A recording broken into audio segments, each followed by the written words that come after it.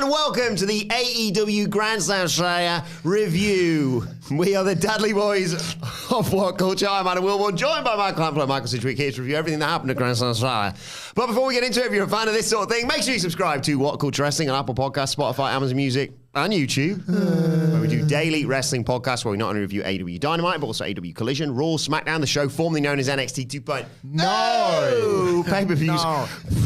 Premier live events, we have interviews, roundtable discussions, and a round of the week complete with a legal quiz, of course, on WrestleCulture. As I said, though, joined by Hamflett and Sidgwick to review... Who's Hamflett and Sidgwick? Hamflett and Sidgwick to review Grand Slam Australia. He's on Rick Strong's, mate. Gents, a brilliant show this weekend. Title changes, a fantastic tag match, and women in the main event. Unfortunately, our NXT Vengeance Day review will have to wait till tomorrow. But Sidge, this was quite a good show as well. What's he like? This show, I would like to, I think live, it looked like a complete blast. Blast live. On TV, I'm not so sure. And by not so sure, I mean, it was a really, really good show. It was a really good show. It just, I don't know what it was. It just eluded greatness for me. I feel like I don't want to be nitpicky as I go. Maybe I should focus on the positives. But I had a nitpick with virtually everything. Not like nothing. I watched it. I can't sit here and honestly say, wow, blew my tits off that. That was absolutely amazing. And I had really high hopes. Go back and listen to the preview. I'm not doing the dickhead grifting thing at all. I had really high hopes for this. Maybe it was a bit too optimistic. It just, I can't sit here and honestly say that I felt in my gut an amazing feeling swept over me watching this show. I thought it was really good and really productive, but I just didn't feel it as an amazing show. Yeah. It was really good. It was really good. It was. You know that, like, is it a meme? I forget what it's a reference to. It's I just hope everyone has a nice time. Like, I sensed everyone had a nice time. Yeah. Fans in the building, wrestlers, AEW, like, company-wide, whoever was able, like, to be part of the trip. I sensed everybody had a really good time. I didn't share that good a time, but I had a nice time. Honestly, I said to you this morning, Sidge, like, I watched both shows yesterday, Grand Slam and Vengeance Day, and I was a little bit troubled after the fact because I was thinking, it's my job to talk about these and have some reasoned arguments about stuff. And there was not a thought in my head. I just watched them both. They were pleasant and they kind of washed One of them over was me. drastically better than the other, but carry on. They were both pleasant, equal measure. Come on, and they mate, just come on. washed over. Different highs and lows of each. Just washed over me. Like Needs. Yeah, just a good time, and I really don't want to ruin. If anybody's watching or listening that was at the show, and a few people reached out to us on Twitter, and thank you, for not spoiling anything and telling us. Did read the tweets, and it was really interesting to read and see about the various observations from the day, or AEW doing something for the first time. It's quite a unique thing. And there were elements on the show where I would have given anything to be in that building, one in particular. But yeah, and I don't wish to diminish their experience either. I just know this wasn't going to be one of those ones I'm necessarily going to think much about at the end of the year. Yeah. And we said on the preview, like, the ceiling was show of the year. I thought the ceiling was show of the year. I just think that the opener, what turned out to be the opener anyway, had a ceiling that did not exist. And I thought there was the opportunity for some really strong emotional beats throughout matches that probably weren't going to be as good technically. Even if they wanted to devastate you, I thought they could have devastated me in a slightly more brutal fashion, you know? Let's get into it. Yes, thank you to everyone joining us live on YouTube. Thank you for all your comments and your questions. I will get to them in due course after we've gone through the matches. I want to give a special shout out to James Dickinson, who's sneakily listening to us at work. Thank you, James, for that. And to Jules, who says, I've got a day off today, so I get to watch this. I'm wondering if Sidge is going to have another lollipop. Who loves you, baby? That's Who before loves we went you, live. baby? I like butter in my ass and a lollipop in my mouth. That's the kind of guy I am. Jules confirmed, I'm interested in your take on this, Sidge. We'll just get to it before we get to Grand Slam. Jules confirmed to us on Twitter that they'd had the conversation when they were in university about which Teletubby would you shag. And they'd all agreed it was Lala. Right, good. You got a take on this? Wilbourn was straight From the with it. SmackDown podcast. Yeah, it's... No, but Wilbourn had a take. And I just wondered if you did Instant too. take. I have never... I hadn't either. Look, I like butter in my ass and a lollipop in my mouth. That's just the kind of guy I am.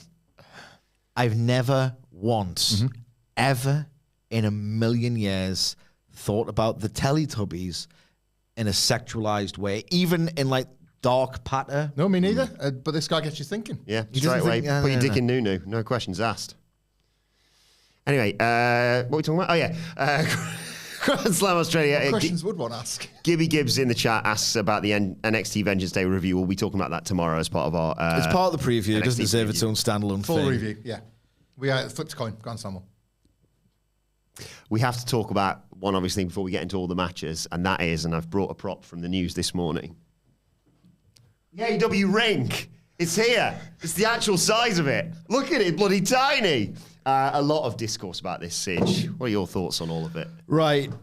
The ring discourse. I will talk you through my personal experience and then my opinion on the discourse. They're probably two separate things, maybe. Sit down to watch a show, and Takeshita's a unit. Carl Fletcher is 6'4". Ospreay's shredded. Kenny Omega has got an aura bigger than all of them, you know. I'm coming around on the theme. Okay. I'm coming around I on was the beat theme. after watching it. Yeah. I like the presentation. I think I like the idea of it more than the actual sounds. But it just feels big, even if... Yeah, I liked it. I like it. They just dwarfed this ring. It's funny how you've literally done this gag. If you, for listeners, you got the Hasbro ring out, and I described it on Twitter as the Hasbro ring. I understand that there are significant logistical challenges in getting a ring to Australia in particular, as opposed to the UK, because All In looked absolutely fine. And all the equipment's upside down. Yeah, indeed. Tony Khan's a billionaire. He can make people disappear if he wanted. I think he could magic up a regulation AEW ring in Australia if he really wanted to. For me, it just kind of compounded the idea that this was not a pay-per-view. If they'd sold 50,000 tickets to the stadium, I've got a sneaky suspicion they would have made that ring happen.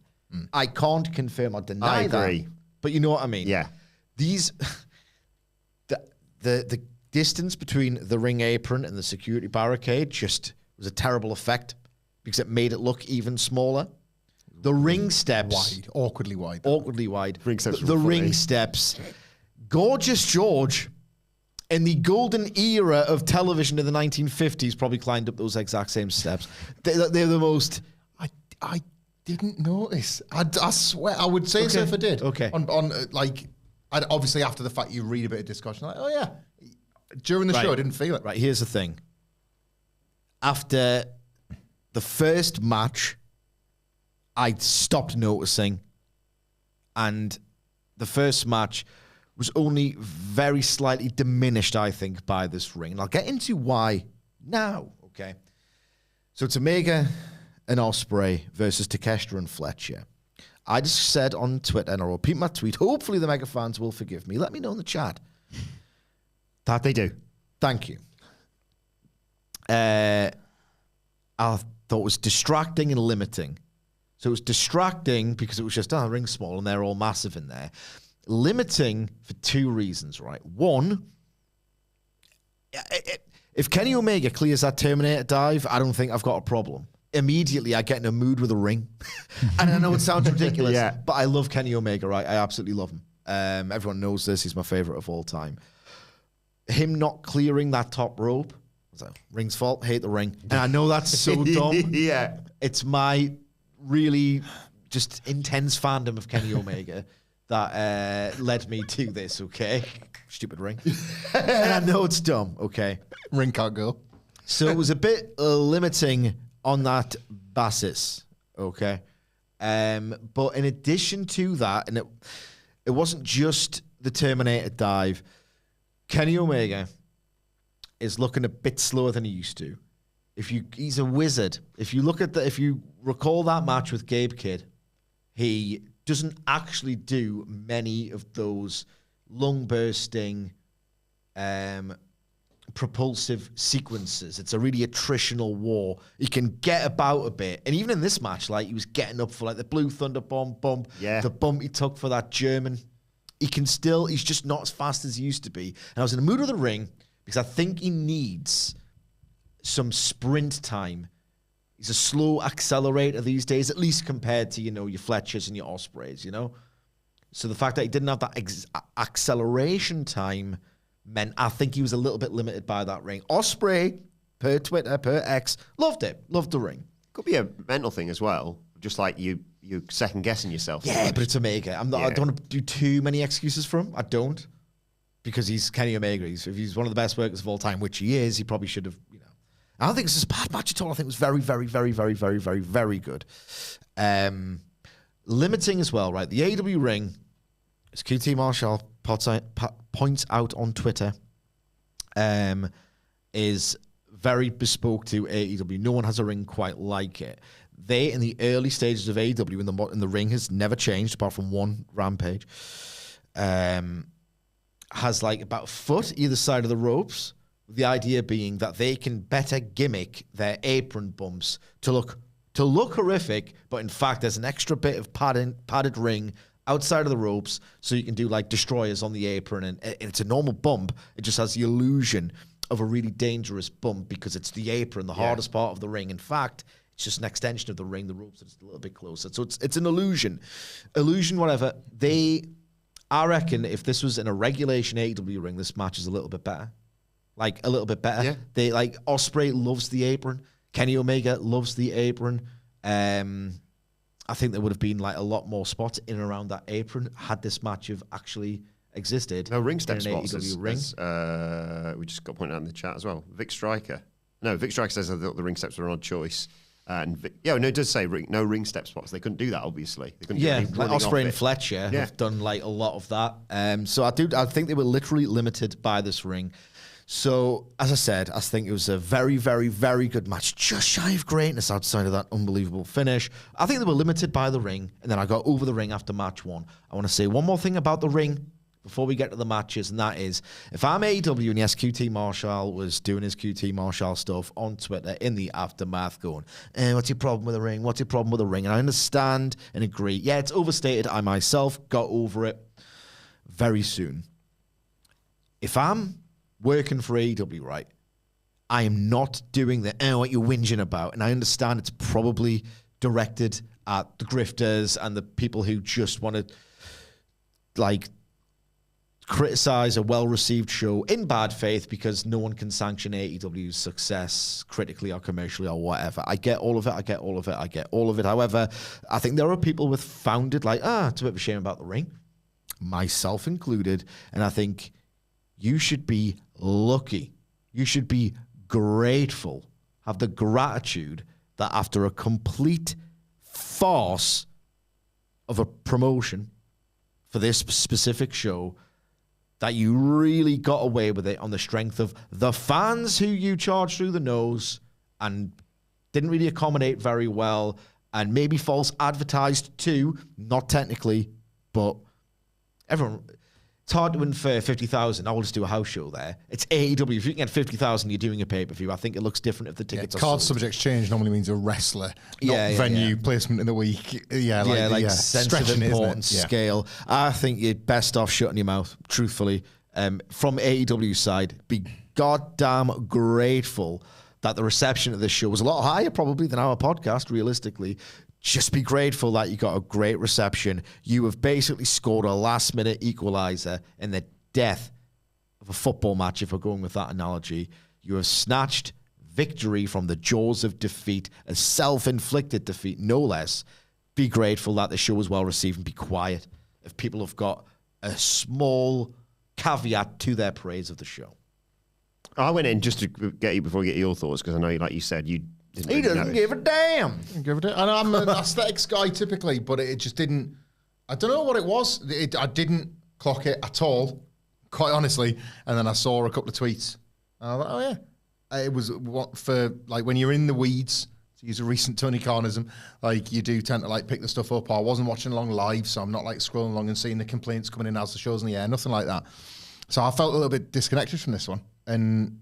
You're doing the right thing. Upon reflection, I can move because of Kenny. I can see some of the complaints, or of course, when somebody draws your attention to it, it's all you can see for a bit. And to your point, that's like I got over it. Like, but it's when you can see it, yeah, you can see it. But I had just thinking it. I do the opposite of that. So I saw all the discourse and then started seeing like potential spoilers. I don't want to see that. But I heard people say, oh, God, look at this ring, the ring steps, etc. So I went in going, oh, God, here we go. What's this going to look like? Because I remember like when we had small rings in WCPW and like Ricochet working in that, it was preposterous. He was like landing in the front row basically from just like a simple leap to the outside or whatever. But like you say, I was like, oh, yeah, that is a bit smaller. I've just watched SmackDown or whatever beforehand. Oh, that is a bit smaller. Anyway, like, as Mr. Jeans points out in the comments. Mr. Jones. Mr. Jeans says, I've been reliably informed it's not the size of the ring that matters, but what you do with it. Indeed. Yes. And two men who knew exactly, well, four men, I should say, who knew exactly what they were doing with it were Will Ospreay, Kenny Omega, and Carl Fletcher and Konosuke Takeshita, because what an opener this was. It was very, very, very, very, very good. And you can probably guess by the amount of verries that I didn't feel this was a great match. And like you two jabrones and Tony Khan, I don't overuse the word great, or at least I try not to. Very, very, very good. Just on the precipice, on the threshold of great. And I had that feeling of various points where it was threatening to become this incredible, overwhelmingly great match. I just don't think they hit the ceiling of this one. When you see the lineup on paper, and I was giddy about the idea of this match before it even entered the ring, it didn't meet my really, really, really, really lofty expectations. Elements of it was superb. I loved how Kenny Omega was like thrashing around on the floor as Fletcher held him down by the arms. Like it just sold the inevitable senton. It's like, oh, it's going to kill him. It's going to kill him. And the cause and effect of that bump was tremendous throughout. One thing I like, he's such a good details guy, Omega, and frankly, I liked his details and his match construction better than his physical performance here. And I'm the big Kenny guy, to say that. Like when he's going to tag in Ospreay on the hot tag, he doesn't do the belly flop because he can't. It's his guts. Yeah. Or like giving him like loads and loads of grief. So he does this strange kind. It's like he's accommodating the injury. It is a strange kind of like, I can't really belly flop. Like roll into it. I love that. I love that Kenny Omega tag. He's done variations of it before. This one was informed by the guts that he's now selling pretty much every single match as he should. That's the story here. I usually admire the artistry of like a Tower of Doom spot and think of it mainly as a means to an end to the impact. It can look contrived. How they built towards the bit where he's literally holding Ospreay's waist because his guts are crying out in agony, and that sets up Takeshita's double German. I thought that's one of the best. With a little wave from Fletcher. One of the best setups I've seen in ages for that kind of thing. And again, there was lots of this. The finish, the hidden angel, as I'm calling it, could not. Oh my God. Oh my God. Could not have been nailed any better. I saw your tweet before I saw that, and I thought, what? Yeah. And then it was even better than I imagined. Yeah. And like the way they timed it was just absolutely expert. And there were various spots throughout where I thought, that looks amazing, that looks great. Like that DDT that Ospreay managed to do from about to get hit with the Styles Clash was just out of this world. Ospreay was breathtaking. So much so that the contrast between where he is now and where Omega is, and it's not all about speed. And I'll let Hamflett talk at some point. I'm sorry about this. He doesn't give a damn. And I know it's not all about how fast you are in the ring, and it's all about like selling on an emotional level. And as I said, Omega did a fantastic job of that, almost too good. I was really frightful for him in there. It did. I know they're selling it as this meeting of these two former rivals who are now peers, and eventually they'll each gun to be the best, and their paths will intertwine. I expect as 2025 unfolds. It was very much Ospreay's in his prime and Omega isn't. And I thought that was laid bare in a way that, I don't know what the word is. Was it depressing to me? I don't know if it was depressing. No, I wouldn't go that far. Like I did like the bit where Ospreay's like directing traffic. Well, that's the thing. They folded that. Yeah. Thank you for pointing that out. I might have forgotten otherwise. Cheers, Wilbourn.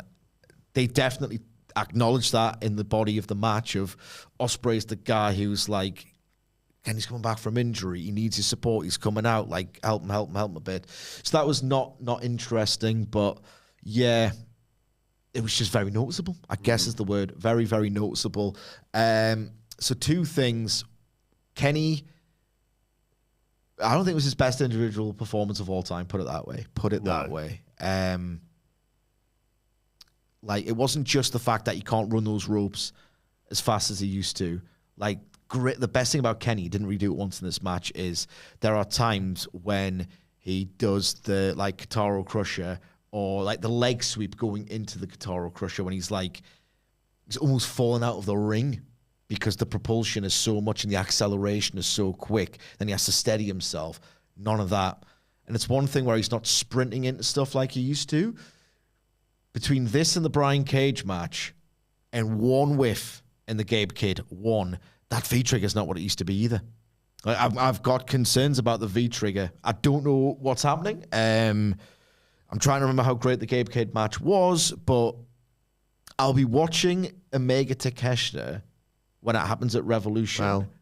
Well, shut up, man. With a note of, can big match Kenny get it done? A lot of it is the selling. He was great in terms of that. But as a big Kenny Omega guy, I watched this match thinking for the first time ever, do I need to adjust my expectations for what he does in the ring these days? One more thing before I hand over to Hamflett. Again, that finish was amazing. Certain bumps Kenny took looked like death, and he's still amazing at this. This was a match, and a lot of matches happen like this, and I almost resent them for it. This is a weird genre of match that I've invented in my own head of, God damn it, how good are the Young Bucks? The Young Bucks have got this unparalleled ability of this frisson, of this twist. How is that not the finish? This is below that. The Young Bucks deserve more goddamn respect, I'm telling you now. Before I get your thoughts, just going to run through a few comments in the chat because people are saying, AJ Bones says, what sounds better, Angel Blade or Hidden Angel? Hidden Angel. I made it up. So obviously going to say Hidden Angel. It's funny how one wing blade works just as well because it's like describing Ospreay's movement. Coming off with his one-sided. We've got Kenny Ospreay in the chat. Oh, wow. Kenny Ospreay writes, my girlfriend always says size doesn't matter. I assume she's talking about ring sizes. And Paul Kramer was lucky enough to be in attendance. Thank you, Paul, for being in the comments here. Paul says, I was at the show with my girlfriend and watched it back after we travelled home. It definitely felt like they didn't pick up the noise in the building on that show.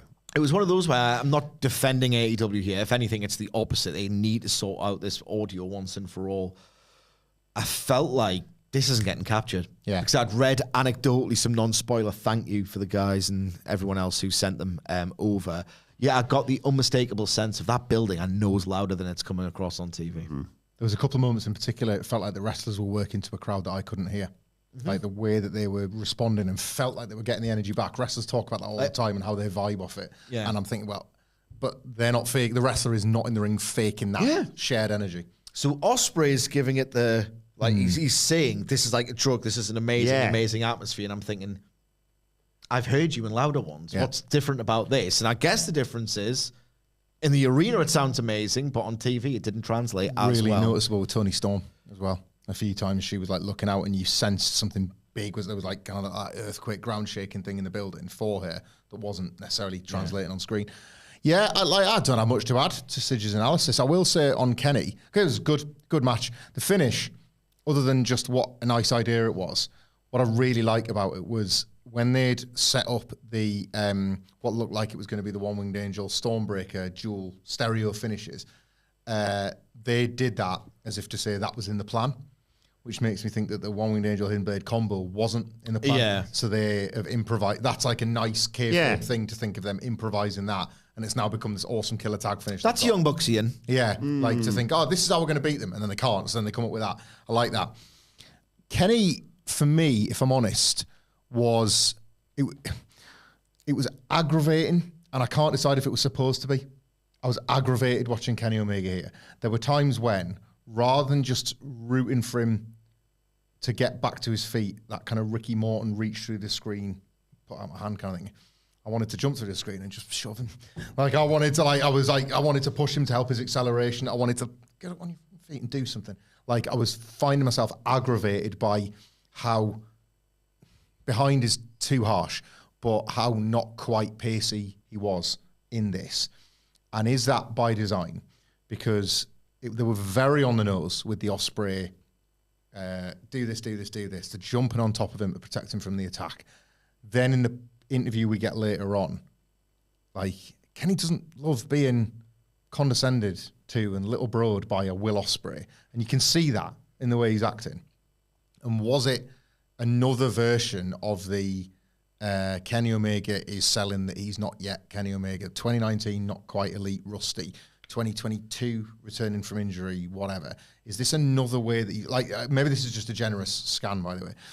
But this was the first time I've gone from thinking, God, there's an artist doing art, to being come on, mate, fire up. I felt it genuinely. But is it real? And if it's a shoot and he can't, that's just the reality of the brazeness and the reality of bodies and things. I can't. He's gone harder than most, harder than everyone, really. If you look at some of the stuff he's done, it's absolutely insane. I can't be critical of it and be fair because of everything he's done. But if this is a case of, I can't work out at the moment if I'm supposed to just expect Kenny Omega to be a grade below what he always was, or if there's some longer term story being told, because the Gabe Kidd match really throws it all up in the air. Yeah. It really does, because the Brian Cage match makes no sense in the context of the Gabe Kidd unless he had one incredible performance left in him and he left it all out there in the Tokyo Dome, and that was that. And now you're going to see very occasional flashpoints, but there's a new standard Kenny Omega to get used to. I guess we're still in that unknown phase. Yeah. But it was a little bit I'd be very worried. Frustrating.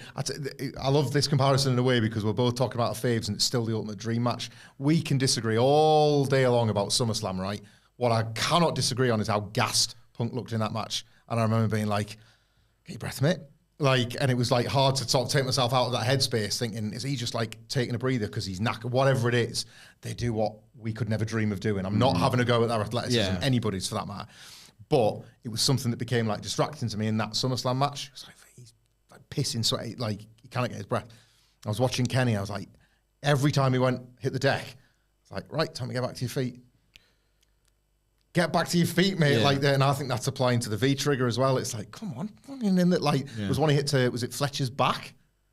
Where's the noise? Where's the crunch? I want to imagine the slowed down video game spite, and it was just these are the standards. Yeah. These are the standards. But it was a weird experience in that regard, and a very all the berries. Ospreay's everything this company will ever need right now. Give him the belt. Give him 20 Give him minutes. the belt and just end this Death Rider stuff. Ospreay couldn't not be the guy. And there's an example teaming with him of why it's probably better to get on with it. Get on with it, We'll get to the promo bit and what they've set up. We'll talk a bit about that on the Dynamite preview, obviously, later on this week, but also when we get to the questions a little bit later. Mark Lee Willis has asked about that. And before we move on, just a quick comment here. Last real thing we'll talk about with regards to this ring. Eric Vasquez, shout out to you, Eric. Thank you for joining us. Great first name, as always. Makes a very, very good point. It's a good thing Stax doesn't wrestle in AEW because that hog of his would have been hard to navigate around that small ring. So worth thinking about that. NXT review if you want. It's massive and it ain't made of plastic.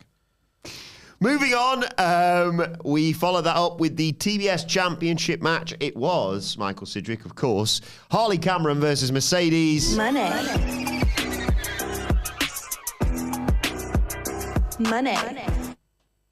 Thoughts on this? Devastated for Harley Cameron, but the right result. I wanted my heart broken in a more effective way. I thought Harley Cameron, on an individual basis, if you look at what she brought to it all, couldn't have done a better job given her level of experience. I didn't like the stuff with the puppet. I understood it got a pop. I would have done it once, right, as a sort of, say the walls are closing in on Harley Cameron, just being exposed at this level, Mercedes money's going to win, then get the puppet, infuriate Mercedes, get an ear fall using the puppet as a ruse. At times she was just She just had the puppet and did a move with the puppet It was next to her. so on strange her. that. Yeah, I because thought that so. was after the cool idea. After of the cool reveal as idea well. of the reveal. Yeah. So she just did like a top rope attack. Yeah. Like the specifics escape me, but she did some kind of move, I think off the top rope, puppet on hand, as if to say, she's helping. What? Yeah. If she'd just done like a neat little trick with the puppet, there was a way to insert the puppet into this match. Flying fist drop. Yeah. Or Bang. just basically a hello, then infuriated, then get down, then do like some kind of cradle or something. Wrong footer. Yeah. By the puppet stuff was just, they didn't think it through for me at all. I thought otherwise, physically, she did a good job of keeping up. And, she's had 62 matches. I think this was the 63rd. And, I was going to have a game there. You're exactly correct. oh, we did it already. Yeah. Sorry. Fair play. Good memory. So I think it couldn't have gone better for her for what she actually brought to it. But I thought some of the story choices were a bit ill-advised. And I thought that if they're going to break my heart, I didn't want it to feel kind of as flat as this did. And I want to really...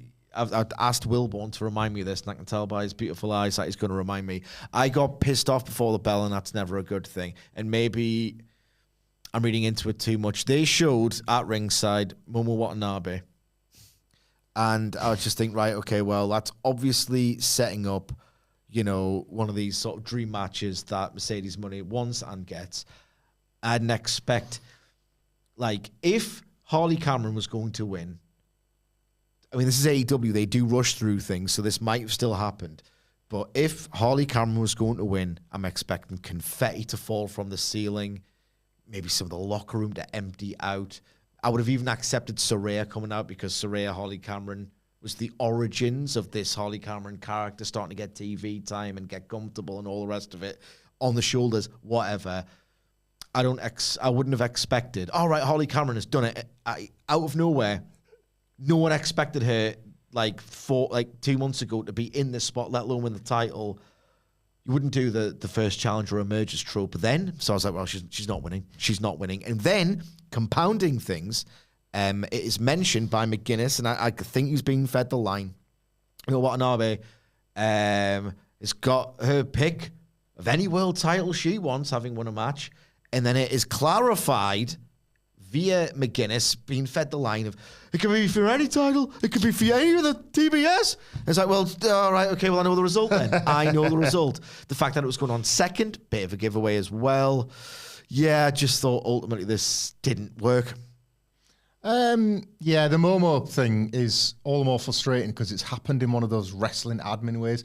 She won the match. He never helped himself. She won the match on the January 5th Wrestle Dynasty show that Mercedes Moné was in, if I remember correctly. And it was the winner gets to choose their, whenever they want, a title match. It could be the TNT. It doesn't have to be the world. It could be the TNT. And she won that match. And obviously what's happened is, rather than, say, having her turn up on a Dynamite a few weeks ago, and a long flight from Japan, and she said, well, I'm going to be keeping a close eye on this because the title I'm going to go for is a TBS. And I don't care if it's you, Mercedes. Harley, could be you.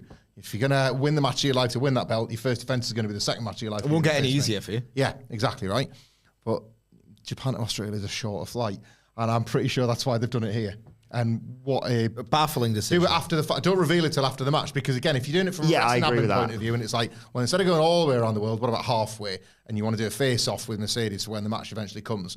Reveal after the fact that Momo's in the crowd. And it's like she's looking on. Of course, she probably had a vested interest tonight, but the beforehand was a reveal, obviously. I just want to say before we move on from that. The Protein Geek is in the chat. They were in attendance as well. Momo was there for Athena's match as well earlier in the night, of course. They were doing what was the phrase that you used? The Global Wars. Thank you for that. So, yeah, obviously that's not definitive, right? Well, Mercedes is definitely winning. Yeah. But showing her beforehand, you're absolutely right. They should never have done that. I can't make my mind up about this one because I didn't. Also, they didn't catch the crowd in the Protein Geek chanting "You sick F" after Mercedes stomped out the puppet. A good spot. That was good. That had flashes of taking Izzy's ribbon in Mercedes Money. That little that added needless cruelty and respect to business because she kicked that to the exact right spot to get out there. Yes. Then Harley could pick that up from the thing later on. You thought that was it for the puppet. Yeah, I don't know where I sit on this one. The two things that are crossing my mind are always never deceive your audience ever, but always promote with the quality you promoted this match. Even if ultimately the wrestlers cannot get it done or cannot live up to whatever expectations are being set, and we've all got different ones. Still trying for this, I think. Yeah, you can't think of what your audience. You have to think about your audience, what they want, but you can't think of every individual take on it because then you'll send yourself daft. You've got to pick a lane and go with it. And the promotion of this was absolutely fantastic. Harley Cameron deserved the spot for more than just geographical reasons and leveled up within it. And we talked about how on that last Dynamite, the highlight of a very good Dynamite was Harley Cameron's Go Home promo, where it became about how skilled she was, not about the individual skills. She is a skilled person that tries and gets good at something. And she's only gone and tried and gotten good at wrestling. Like, that was such a great little story. And now we see the follow through, and AEW's often got problems with follow through, so who knows what happens to Harley Cameron next. But for this night, it was the right match. Like, do it exactly the same way for me, even if the match can never truly deliver because you've got 63 matches on your cage match. We were talking with Scott Tailford of WhatCulture Gaming this morning because he'd watched it over the weekend, Grand Slam.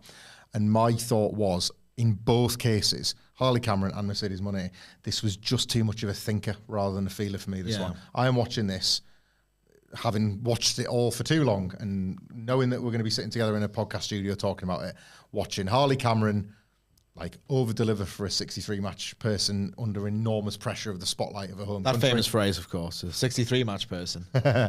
And Mercedes Moné, like, do a classic Mercedes/Sasha Banks carry job, which was nice to watch again because she is form at the moment, and it's great watching her be form. I was sat there and I had a minute where I thought, God, at that time she had that, like, no hitting in the face Thunderdome match with Reggie. She's amazing at this. Yeah. Like, she can still be amazing at this. And this was amazing in its own way, but what it wasn't was a heel just narrowly stamping on the hopes and dreams of a babyface. It was nothing the pretend story wanted you to think it was.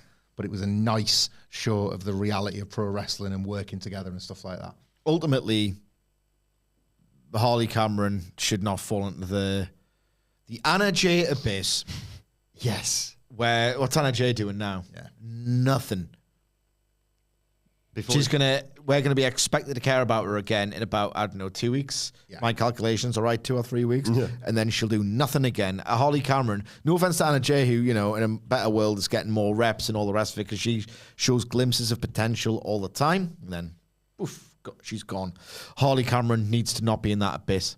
Not everyone, almost anyone, is as talented as the example I'm about to use, but it doesn't mean that the creative can't be on a similar level. What happened when on his biggest night, with all the spotlight on him, Hangman Page lost his first title shot? What happened to Hangman Page? Everything happened to Hangman Page. She is not Hangman Page, but it doesn't mean that you can't apply similar creative thought and make this the start of her story rather than the end of it. Like, people will remember this defeat and remember all the things she did on the way to it. Go and get the title in the end. He's teeing something up. Yeah, he is. I was going to get a game one way or another. Oh, yeah. It's time to play the game! Time to play the game! Ha ha ha ha! What was Sasha Banks's 63rd match? I love that. I'll tell you right now. Say this for free. Put your money away. According to Cage Match, it was a NXT house show in 2012, and it was a triple threat. So you got two possible names to get. Also, her 64th match was with Tamina. 2012 house show. 29th of November 2012. Summer Rae. I'll tell you what. Emma? No, dear, that's wrong. You're right, they were working around then, though. Charles Guerrero? No, dear, that's wrong. Caitlin. No, dear, that's wrong. Paige? Because it was on TV.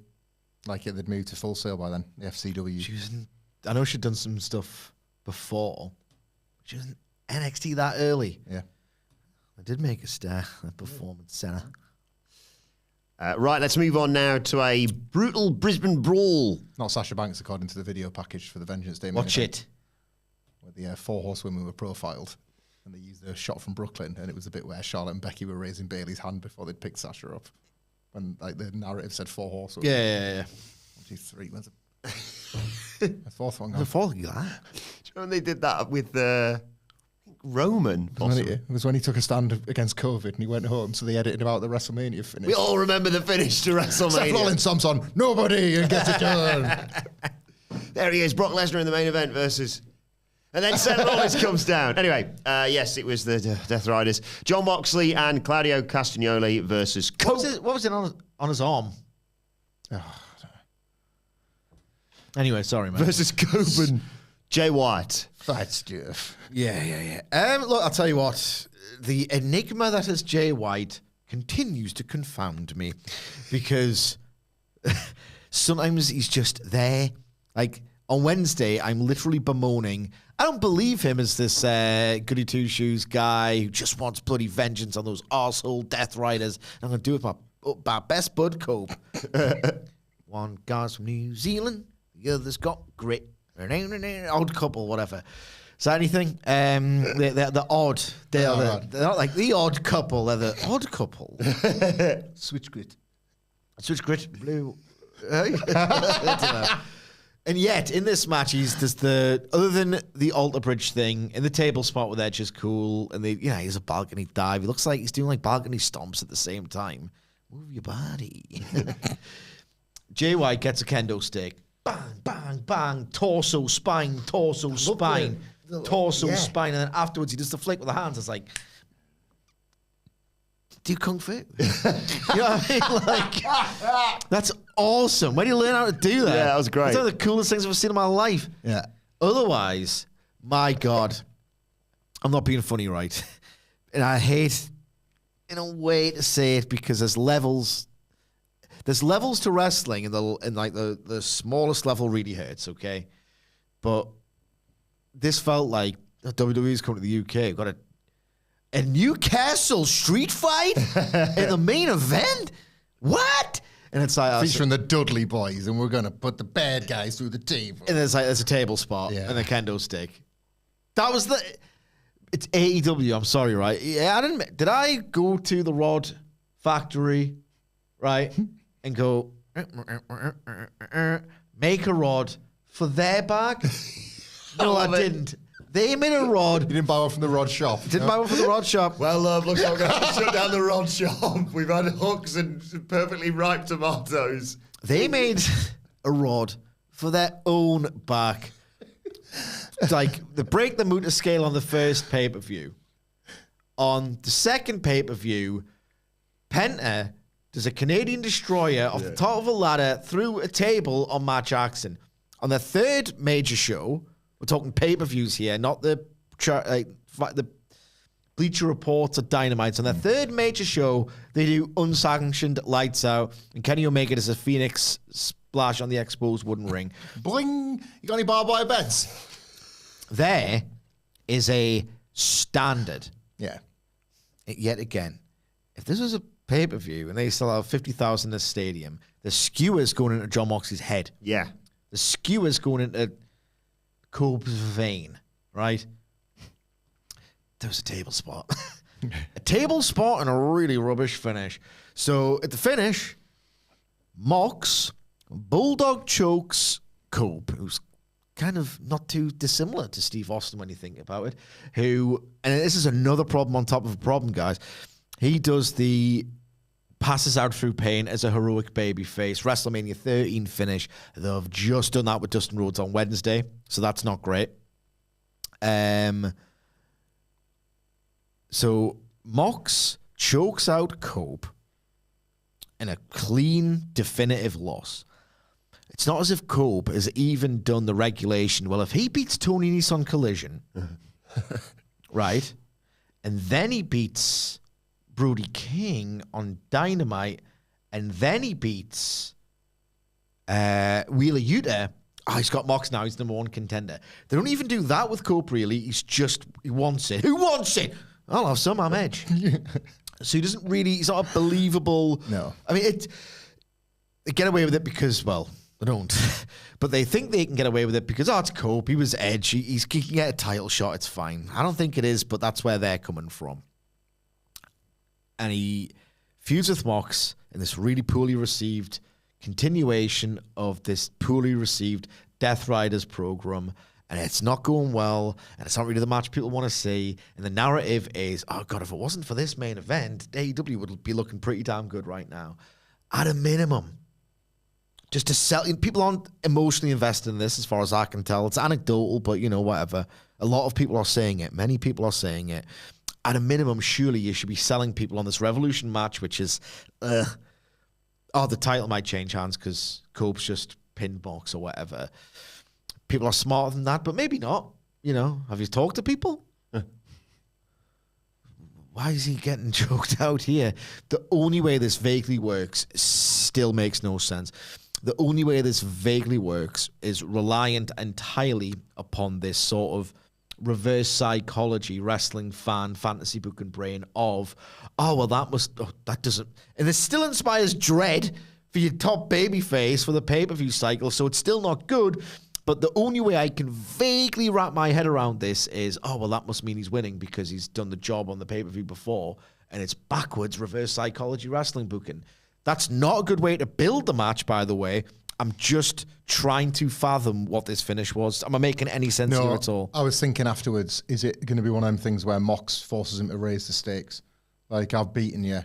What have I got to gain from beating you again? And Cope has to put his career on the line or something. It's like, you had that moment in Australia, but I'm not going to let you have another one of them again. I'm going to beat you at Revolution, and that's it. That is it for you, mate. And then people start thinking, not so much, he's lost, so now he gets to win. It's more, hang on, if he doesn't win, he's done.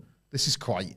And it's AEW, they can renege on it down the line, but you can't do it straight away. No, they won't. What do you mean it's AEW, they'll renege? They didn't to their cost renege on Cody. Oh, yeah. No, but if Cope's signed a deal, he's going to be wrestling again. I'm just saying, they're working back into the story, but the idea is, Christ, that's more extreme than we imagined. Yeah, I would push back on that because they don't renege, really. All right, yeah, but then, so then he wins, and then Christian cashes in, and people would fantasy book that. Yeah. And that's how he, Either way, it's dumb. I didn't want to see it. I thought you could have... I think the goal here was, and he did this with Ring of Honor a few years ago, didn't he? Everybody loses. So Jay White being on the losing end was a theme of everybody losing to build up for your main event. So the idea was you cannot give Jay White a win because then it diffuses the big win of Tony Storm being the one to get it done at the end. I don't think that was necessary, but I think... Did they sell that properly throughout the night? No. On commentary? Yeah, nowhere near enough. Nowhere near enough. Nowhere near enough. It shouldn't have been a literal scorecard, but you could have had the announcer saying it all the time. God... no, another this one? hasn't been the homecoming night all the heroes expected or whatever, because Carl Fletcher's a heel, so you can still say it's not exactly been great for the people that were looking forward to the show the most and whatever. Boring sludge weapon stuff. I did like the bit where Jay White, understandably, he's like... sludge. There's not going to be any skewers, you stupid sludge. Jay White's like... Because we did this bit, on the preview going, there should be another Mox on the barbie. And because skewers, food on them. you put the things and then you put them on the grill. Shrimp sticking out Mox's head. I did like the bit where... baby. Jay White grabs going. a bin lid in the ring.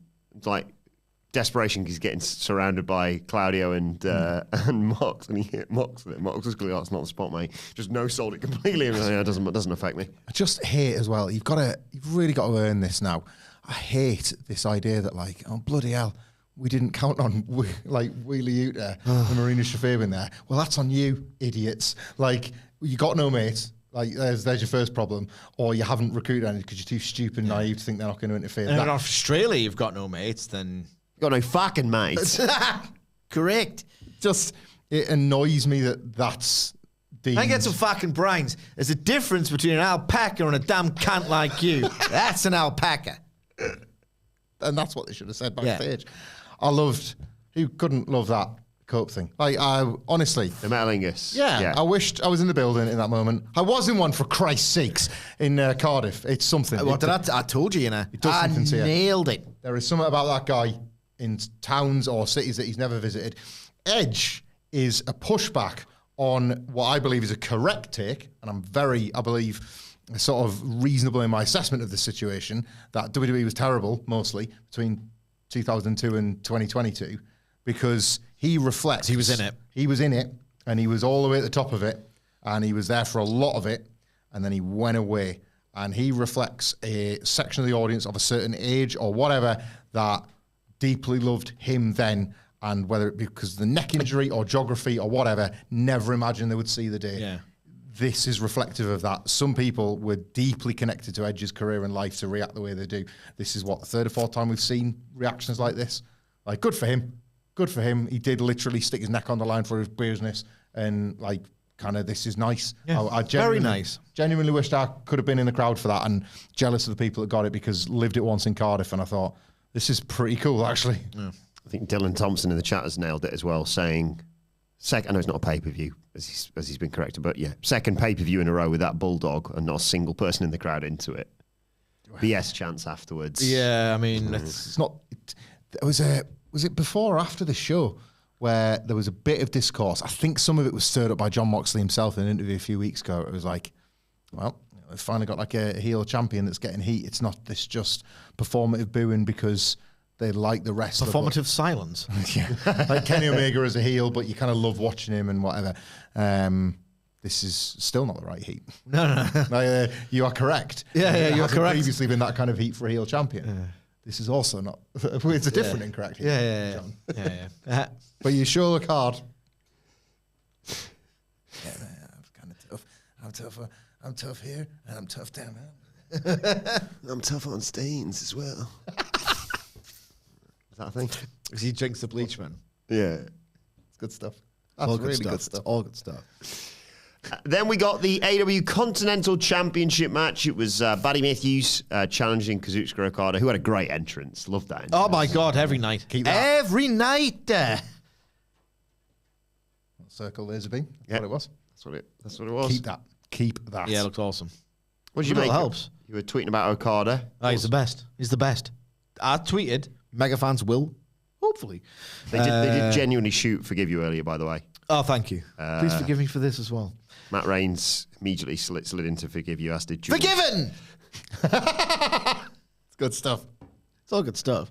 Good referencing. So, please forgive me for this. I'm going to talk about the other tweet that I made in relation to Grand Slam Australia. Not the best match on the show. That was the opener.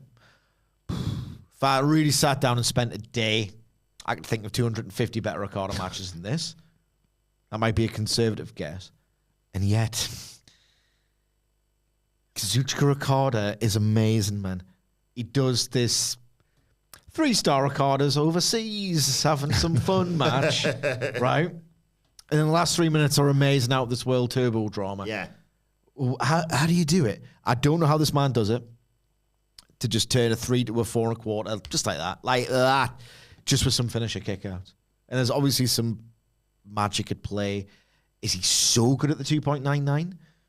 This is weird. This is just a 3-star. Okada's overseas, and the crowd's lively, but they know what this is. They know that this is not box office, main event attraction. This is, you get to see a star in the ring, and it's pretty much the minimum of what you're expecting. In the last 3 minutes, I'm like, on every near fall, and I'm thinking Buddy Matthews has done it. I'm thinking Buddy Matthews has fucking done it. Yeah. Because Okada's just a magical entity of a professional wrestler. I don't know how it was so sudden, the shift into, hang on, has this got ridiculously dramatic out of nowhere? Because what was so odd about it was it wasn't as good as the opener. The fans weren't throughout as into it as they were the main event. And it was the most predictable match on the show, probably, really. And yet, these near falls were the loudest all night. I don't know how he does it. He's a magician. I love Kazuchika Okada. And Buddy Matthews had a rolled ankle, as Dylan points out. Maybe that added to the the sympathy. ring. I don't know. To the ring or something. He jumped into the ring. He blamed it on Twitter jokingly. Dangerous place to make jokes, Twitter, isn't it? People have taken that. Oh, I guess that's that then. Yeah. Again, He doesn't give a damn. If you're in any way more enthusiastic about Vengeance Day tomorrow, I'm going to kill you. speaking of Australians, A-Town Down Under absolutely shit this match. Like, I know which one I felt more for, Sidge, and I'm telling the truth. Tell me when I'm telling lies about my feelings. You shouldn't have your feelings. I got the near fall thing that Sidge mentions a bit, but I never bought it. Never bought it. Bit. The one on the rope. Well, no, I did on that. Yeah. That was the first part where I was like, the ring's too small, he's got long legs. No, I didn't think that at all. It was really good. Really good. I thought that was the finish, Really by the good. way. Do you know, I've got a bit of a stick up my ass about the Hounds of Help. Don't like them, don't like it. Like, a bigger change is needed. Bigger change is needed. Do you think it's needed? People are telling lies. People are telling lies and they're telling on themselves, pretending that this is They're laughing. They're lying and laughing and lying. They're just not that different from the House of Black, and like anyone tells you otherwise is telling a lie. It's just Malachi Black's gone, so we don't need to use the literal word black. Anything close to it? Hell, write it down. Brody King, barks. Hams, right? Well, that's alliterative. Good. Let's go. Go to work. Like Buddy Matthews, needs a complete overhaul. Needs to be. Does he need it? Yeah, because the best bit of this match. The best bit of this match was when he could be like a spunky baby face. And you're not allowed in the Hounds of Hell. It's all like, and like, I'm done with it. And he was that for so much of it. And when he was actually just able to be, like, I felt something for him. Like, he was once that kind of wrestler. And then it's been like, goth growling shit. And now, like, now he's gone. I get it. And like, and I would say the same for Julia Hart and to a lesser extent Brody King, but I think he's the best at dropping into just a more close approximation of himself. I don't think that helped or is helping, because when Buddy Matthews was just a bit more heart and sleeve babyface, yes, Australia's the best place for him to do that, but I saw something that I don't get out of him very often, in spite of the good to great work that he normally provides. It's good. Yeah. Okada's good a lot of the time. I'm not feeling it. I want to because I pushed back on it. I'm going to kill you tomorrow. I'm going to kill you tomorrow. I want to love Okada more than I do, because last year... It's a massive downgrade. Well, I know, but I felt like last year, like, the ball knowers were giving it all about, oh, God, I can't believe they're throwing him away on Bitch. Bitch was really funny. Grow the fuck up. But, like, it's now become a bit of a crutch that Okada's skiving. I said this. I said I'm sick of people's... I said this, was it me and you chatting about this? So. Of... You can't say for the duration of his entire run, want the old Okada, not this one. So that just tells me that this Okada's just around all the time. Yeah. He's just amazing in spite of himself, in spite of his own motivation levels at times. He'll go, hey, let's go. Just turn it on. Just be like Big Match Okada, and then just like the... I have zero worries. In spite of what I've just said about Okada and what we both said about Kenny, I have zero worries about how amazing that match is going to be. I've got some worries. Have you? I think they're going to It's all happening up there, Sidgy. I know, right. Man. I know more than anything. Because I know what's going to... more than you. I know what's going to happen. You know what's going to happen is that the match we made, when he's going to drop the Rainmaker fake out bird flip, and he's going to do the full on fucking, come on, bitch, I'm fucking Okada in that moment again. Saving it. I know what I'm saying. He's going to do the whole thing, and everyone's going to go, oh, he's done it. He's done the thing. Instant star and a half on that match. I'm worried. A little bit worried now. A little bit worried. It's a mega. Yeah. I reckon he can live to 70 years old, and if you told him, you're doing a Carter, he'll just wrestle like a mega again. So I'm not really worried.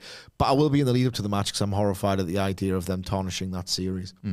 Tell you what's a good thing about that, though, incidentally, is that the fourth match in particular, it was all based on Kenny. It was a very sports-oriented program based on has he got the stamina to go the distance. Then when he does, heartbreakingly, the time expires. The fourth match was predicated on him losing the wind. So they can really call back to that with the dive. It's weird. It's weird how the most horrific wrestling injuries sometimes work out. Like this diverticulitis stuff with Kenny will inform the drama of that match with Okada. Austin's broken neck. It's just weird. Wrestling's stupid and weird. Just Darryl writes, the Hounds of Hell is Becky Lynch's I'm the Last Kicker. Yeah. Yeah, so what is it, really? What is it, really? It's Brody King box, and you're bad and dangerous to know. Right, main event of the evening, AEW Women's World Championship, Mariah May defending against the former champion, Timeless Toni Storm. I was expecting this to be more dramatic. I thought the actual mechanical stuff and the nuts and bolts and the bumping, really great. Mariah May got her ass kicked here, particularly with those the angles on those suplexes. And for whatever reason, I thought they laid out a match that wasn't... I didn't translate to a crowd who made noise. I know that makes no sense. but there was just something missing. I don't know what it was. She was wanting people to count along with the suplexes, and either we couldn't hear that or it never came. It was You know, weird. like there was a sense of one more. And Yeah. I think the third There was one like a she pocket did, of crowd you could hear at the front. one more time. And Yeah. then she's thinking, here we go, every single time. And she suplex after it, but it wasn't like a suplex city situation. And I think she was angling for that. And Yeah. Or it might have been and we just couldn't hear it. well, that, very possibly. It was just like, I don't know, they kicked each other's asses in there. I thought they'd picked a good amount of near falls where I'm like, oh, that wasn't the finish. But when I was reacting to it, I was saying, oh, that wasn't the finish. I wasn't going, oh, that wasn't the finish. And there's a difference between those. Yeah. The misdirection worked, but I was thinking, oh, that's weird. That wasn't the finish, rather than going, oh my God, this continues. That wasn't the finish.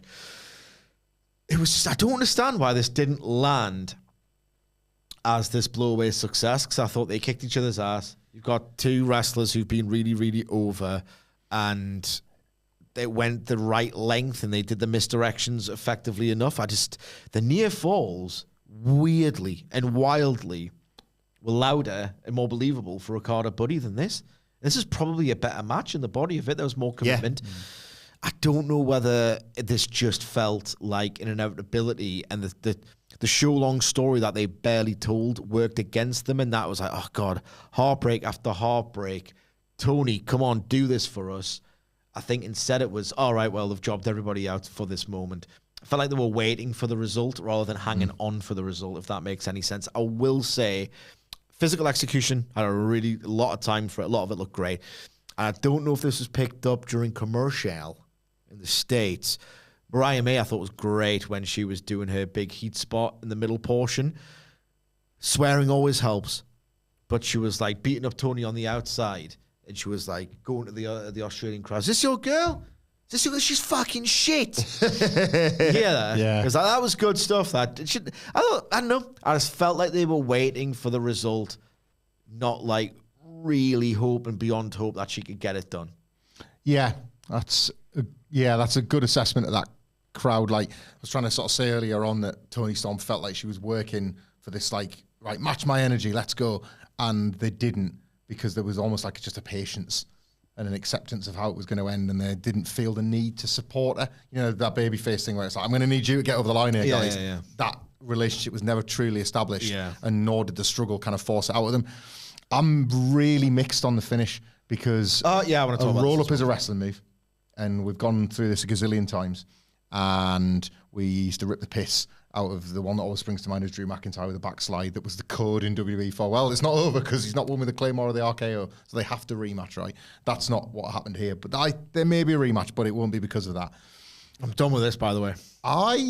Yeah, me too. I don't really want one, but they might have a Revolution Weapons match to wrap it up. They didn't do a shoe spot, did they? Cage match, Ricochet and Swerve. I mean, come on, we don't need this. Yeah. I think you can't even say this anymore without people accusing you of being a grifter or whatever. I think there was a bit too much finisher spam for it to end in a roll-up and a lack of registering at the very, very end, if I'm honest. People have destroyed that take with the worst of the worst faith because they're just not watching. They know what they're watching, or they're trying to monetize criticism or whatever. If you watch this back, you are talking like about 3 or 4 kill shots in a row, not even sold with like fighting spirit, pop back up stuff that the likes of Ospreay will do now, or like has been popularized through New Japan. There was no stopping, there was no pausing, there was no shaking anything off. The after sell, so you get the move done to you, but then you do it back and then take a moment.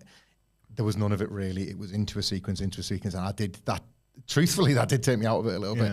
Like I thought, all these kickouts, there's going to be another double down, and that's where the fans are like kind of roaring Tony back into life for one last charge at each other or something. And then we got the roll-up. So I don't have a problem with the roll-up. I'm not sure that the execution and the timing was as bob-on as it could have been. Mr. James points out that's the finish Tony was doing in all of her matches during the Tony time weeks. Yep. Yes. That's, again, well and good. And I have a thing with Hamflett, the dramatic timing was a bit off. I understand what they were going for, and I like what they were going for. The idea of, yes, there was some deception at work. And they were talking about killing each other. Yeah, they were talking about killing each other. They were talking about killing each other, and the moves expressed that. The rip her tits off sign. Yeah, I'll rip your tits off. I'll roll your tits up. Roll your tits up. rip your tits off. You know, just really. I don't hate the idea of beneath everything. The Prodigy. Beneath everything, the hatred, the mind games, the theatrical performances, everything. It was a tale of mentor, protege. Mentor proves she was more experienced at the very end. You know, I quite like that, but it didn't land like that. Tony Storm's gear was amazing. Yes, it was. Australian flag look was tremendous. And Luther as the usher in the crowd, guiding people to the seats. It was nice. I like how we went from black and white into colour as well. Like the feeling of timeless Tony Storm returning and returning as a babyface. Nice vibe. Yeah. Like I'm glad she's champion again. It all feels right. And that's lovely moment at the end of the show. Yeah. Right, let's go to some of the questions that we've got. Thank you to everyone who's joined us live on YouTube and sent us questions. Matt Rains is in the chat. Oh, the number one mega fan. Who says, happy Monday, brothers. Big week ahead with trips to Villa and City. It's all terrifying stuff. From a personal standpoint, the smaller ring was only an issue for the opener. Love you. Cheers, guys. And he also says... Man City, you've got a new Rodri, by the way. I can tell you that from bitter experience. What was he called again? Murray told me. I forgot the guy's name already. Scaramouche or something. I don't know. I want to say Marshoon, but I don't know. Marmouche. That's not the new Rodri. Oh. They've signed about 4 players, mate. Oh. Are they getting good again? I don't want to. Do you and fucking Murray have little anti-Newcastle bitchy sessions before I come into work? Why the fuck is he talking about that? I don't engage. Because he told me. He told me how they got hammered by some new guy at the weekend. I thought it was called Scaramouche. That's right. I don't engage on no that shame level, we losing at the weekend. That's what the best teams did. Yeah. Thanks to a change in referee. Thanks to a change in rules about spending money. Anyway, Matt also continues separately saying, I almost feel bad saying this, but the moment I hear Schiavone as the lead commentator, it's automatically a secondary show. Does that make sense? I think so, because for better or worse, Excalibur's the voice of AEW. He is synonymous with those big calls, and he's the identity of the calls is Excalibur. Schiavone is the collision dude. They played the Elton music. That was silly. But you know what I mean? Like they weren't hiding that. This is Moxley called it Collision Down Under, whatever it was. There was a bit of a. They were kind of like after both here with the branding. Like, Nico Gonzalez. Is that what you alluding to? Yeah, be afraid he was Taurus and Universal, actually. It's 3 great months of them not being across all of football, isn't it? I quite like that. Oh, well, those days are dead.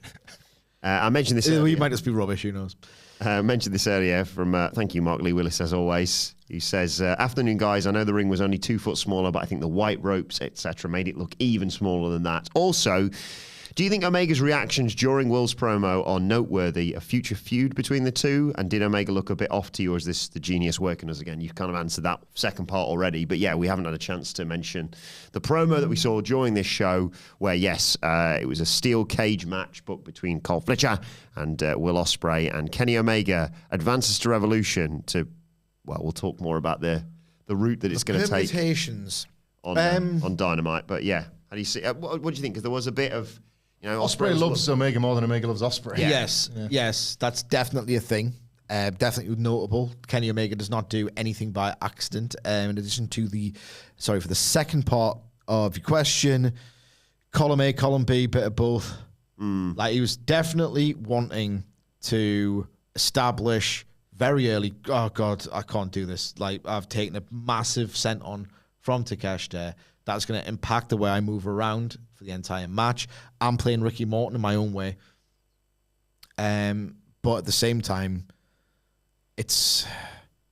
Those V-triggers just aren't hitting like they used to. It's one thing where it's like, oh, he's not slow. You go back and watch 2016 G1 Kenny. It's like, Jesus Christ.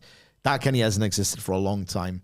But even very careful, knows when to do things better than ever Kenny... Like in the Ospreay matches, just those V-triggers were like gruesome. Like, right, where are the V-triggers gone? Surely if you can't sprint, you can at least move your body well enough to do that. And as I said, the Gabe Kidd match had one, but that was like the one sort of flat moment in a masterpiece. The Brian Cage match, he hit him on the bloody arm, pulled the V-trigger, if any. I don't know what's going on with these V-triggers. That should be, when they talk about wrestlers like of your... who can go to like a high school gym and do like, Hogan could always cup his ear, or this wrestler can always, like, you know, the Bushwhackers can always raise their arms. You'd think that Kenny's version of that would be you can always hit the V trigger. Like, you know, you might not be able to do the Terminator dive with the same distance. You might not be able to do that springboard moonsault over the guardrail. You can always do a V trigger. I don't know what's going on. Vic Striker asks, and we're going to talk more about because James has understandably complained about this weird champion has to qualify for the match at Revolution, but challenger doesn't. We'll talk about that on the Dynamite preview later on this week. But Vic Striker asks if Kenny beats Takeshita for the international title at Revolution, perhaps with an eye on unifying with Okada. I did say on a podcast earlier this year, Belt Collector. Belt Collector. Belt Collector. You should collect at least 2 of them, then beat Garcia for fun. 3 for the classic chant. Everybody's chanting in the buildings. Yeah. Understandably, there is a question about Mox and the title. Just Daryl writes, Happy Monday, Goats. Correct me if I'm wrong, but Hangman won the feud with Mox.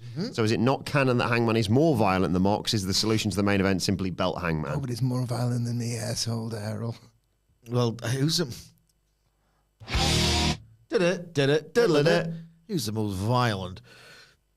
Swerve, Mox, Hangman are your 3 most explicitly violent AEW wrestlers. Kenny doesn't have that as sort of a character trait, but he's as unhinged as the rest of them. What's wild is that Cope thinks he's in that league.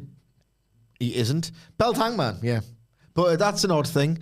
Cope talks like he's in that league of sickos. Got Spike. Got Spike, huh? No, you're not. Simples. Symbols. Told you, Cope. But he does talk like that, doesn't he? Cope the meerkat. He's working Anita. Kawasaki Stadium in the mid-90s. No, you weren't. Anita versus Sexton Hardcastle. Yeah, no, but he goes on like that. I'm just as sick as you, Mark. Actually, no, I'm sicker. Are you? Good one. You choked me out, kid. It was 1 time. You got to choke me out 40 times. And guess what? I choked myself out 41 times last night for fun. Just for the thrill of it. Just for the sick thrill of it, you malcontent. Pivot, because we've talked about Darby's off. Yeah, I'd pivot. I'd take the belt off John Moxley on Wednesday night and then never speak of it again, but we're not going to pivot. We're going anywhere. I hate him. How has he made me hate him and not in the right way? He said on Wednesday. Do you reckon him and Jericho getting heat out there, innit? My Not like that. head in the shed on Dynamite on Wednesday when he's like, don't you come at me talking about that title. Like, the things I've had to do for that belt and what that belt means. And I was like, yes, I lived it. I believe in you. Not this version. It's so off that what he's saying is true in that one tiny detail. Yeah. And the rest of the execution of it is also bad. Well, I'm going to say something. The timing's not the nicest because he's recently lost the job with WWE. But, he's getting some dates now and some traction, so I don't feel that bad. Remember the days of Baron Corbin discourse of you're not meant to think he's very good in the ring and he's doing his job as a heel. All right, okay, how many main events did he headline at WrestleMania? All along, the people who were like, no, that's the wrong kind of feat, were proven to be correct. And John Moxley's doing that right now. Yeah. So we know how this ends. It doesn't end in AEW being saved. Spoiler alert. Drew C says, good morning, gents. Hey, I know who that is. We're not all in our 30s anymore. With viewers on Max not having picture-in-picture, is that the official death of surprise victory in picture-in-picture? I didn't realise this. Say that again one more time. With viewers on Max not having picture-in-picture, is that the official death of surprise victory in picture-in-picture? Potentially. Max gets the lot. Is that what he's saying? Or you just have hard cuts away? But it's like Max like Netflix where it's just down and then back up again or what? I would assume so. Probably. Yeah. But I'm glad you asked the question because I've just thought of a... It's time to play the game! Time to play a game! Ha ha ha ha! AEW Dynamite did actually do a match in which the result happened in picture-in-picture, probably to establish, I know what could happen, so pay attention. Can you remember the two wrestlers involved? No. I was going to say, really. Well, do you want to hazard a guess for the purposes of the game? What year was it? I'm thinking 2021 or 2022. Oh, okay. It might have had more than one, so there's one example I've got. It's one written in front of me. 2021. Miro. Sammy Guevara. Nope, you got 3 guesses each. Get at least one of them right. Scorpio Sky. Nope. Jericho. Nope. What was the question? Which two wrestlers had a match that actually ended in the commercial break, picture-in-picture, and when they threw back, it was like, oh, it's finished. Andrade. This can happen. Nope. I'll just off the top of my head, I'll have to go for Orange Cassidy and Jack Evans. Correct. Thank you to Mr. James in the chat. Oh, fair play. Was that 2021? Because I know that Jack Evans, famously, of course, involved in the Hardy family office. You remember this, right? Oh, God. Hang on. To the bottom of this. Do I remember that? No! No! No! No! Had his head shaved. Hair versus Husky. The old building up the hair versus hair match between Orange Cassidy and Matt Hardy before. Did Matt Hardy change his mind? If I'm Tony Khan, I'm getting the fucking shears myself. Now, you promised me, Matt. What else are you good for? Scintillating, pulsating in-ring action? No. Good's creative? No, actually, you re-kit that. You had a little trend, a little fad in 2016, man, and those days are dead. So why don't you cut your hair? The T-Pain reveal. What am I paying you for? And Jack Evans. Cut your hair, Jack. Hey, I'm telling you now, that is Got my hair for? AEW's version of you can get away with that when you're hot. Yeah. And now we've got the WrestleMania 41 card. No! JAF Gators says, what are the 3 most influential... Who? JAF Gators. So he's a Gates said? No. What are the 3 most influential indie companies on the modern wrestling landscape? With AEW, it seems Defy has surpassed PWG. NXT, probably.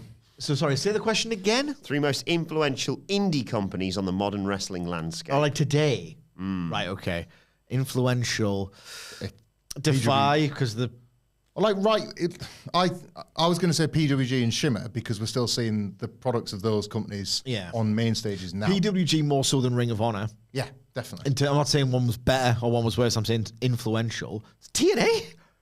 I'm not being funny, but like ROH had you more like attritional, technical stuff.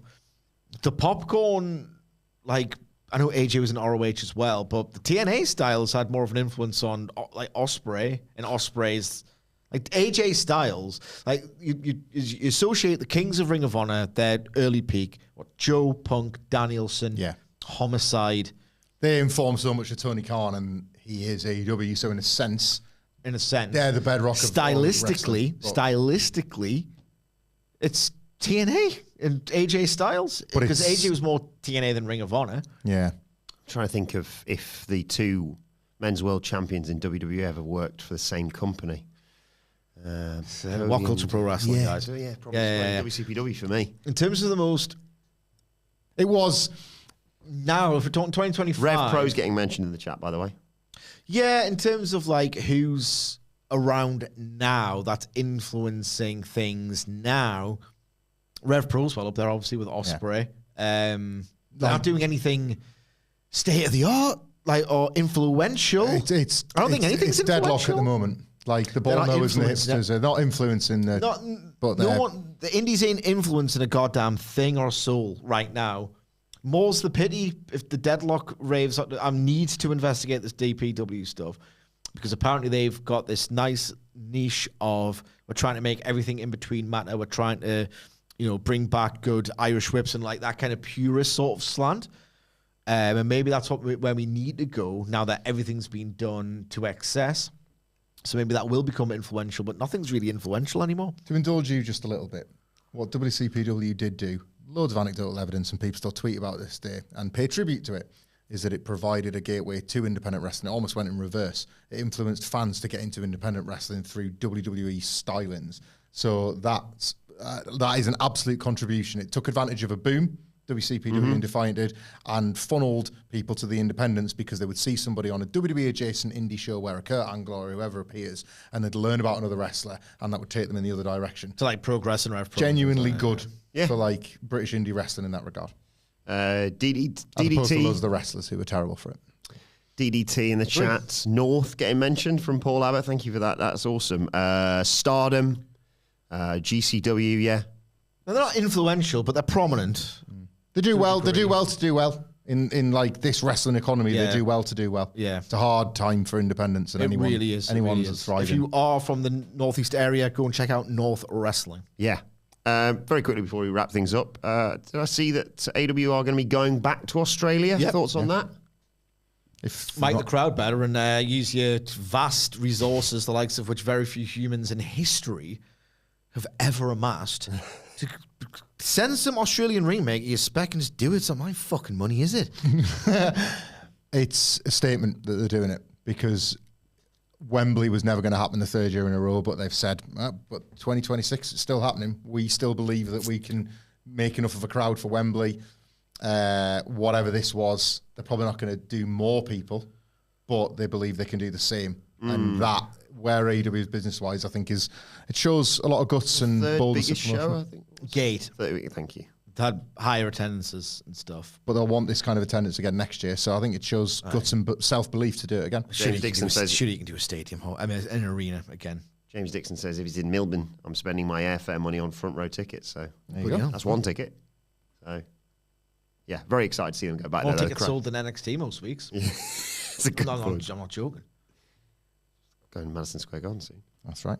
And Andrew J. Brady Center, Cincinnati, Ohio. Very excited to see Shut up, you asshole. We'll be back tomorrow to review NXT Vengeance Day. But do let us know your thoughts on Grand Slam Australia in the comments or on X at You've had a few WhatCulture. Fosters, mate. At WhatCulture WWE. You sound like you pissed out your brains. You can follow us all on X. You can follow Michael Hamflett at Michael Hamflett. You can follow Michael Sidgwick at M. Sidgwick. Follow our producer Adam Nicholas at Microphone's over there. Hey, it's Adam Nicholas. and you can follow me at Adam Wilbourn. Follow us all at WhatCulture WWE. And make sure you subscribe to WhatCulture Wrestling, wherever you get your podcasts from, for daily wrestling podcasts, the Raw preview and SmackDown reviews available right now. But for now, this has been the AEW Grand Slam Australia review. My thanks to Hamflett Sidgwick. Thank you for joining us, and we will see you soon.